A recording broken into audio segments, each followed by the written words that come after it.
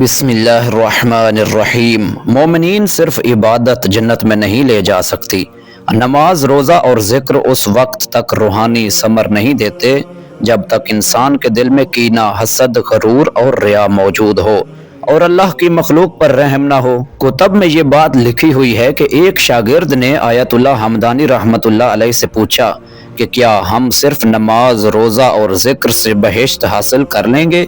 آیت اللہ حمدانی رحمۃ اللہ علیہ نے آنکھیں بند کی، پھر فرمایا، بیٹا، بہشت کا دروازہ صرف عبادت کرنے والوں کے لیے نہیں ہے بلکہ ان کے لیے ہے جو اپنے دل کو صاف رکھے۔ پھر فرمایا، قیامت کے دن اگر تمہارے نامہ اعمال میں ہزاروں نمازیں اور روزے ہوں لیکن ساتھ ساتھ دوسروں کے دل دکھانے کے داغ بھی ہوں تو یہ داغ تمہیں بہشت میں جانے نہیں دیں گے۔ یہ سن کر شاگرد کانپ گیا اور رونے لگا۔ آیت اللہ نے فرمایا، بہشت کے قریب وہی ہوگا جو اپنے دل کو کینہ، غرور اور ریا سے پاک کرے۔ اور پھر مومنین حضرت امام حسین علیہ السلام کا یہ فرمان اسی حقیقت پر مہر لگاتا ہے۔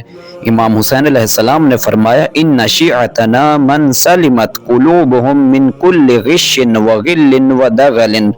بے شک ہمارا شیعہ وہ ہے جس کا دل ہر قسم کی خیانت، کینہ اور فریب سے پاک ہو۔ مومنین، اگر ویڈیو اچھی لگی ہو تو ویڈیو کو لائک اور شیئر لازمی کریں۔ چینل نور کربلا کو ضرور سبسکرائب کریں۔ کوئی سوال ہو تو کمنٹس میں ضرور کریں۔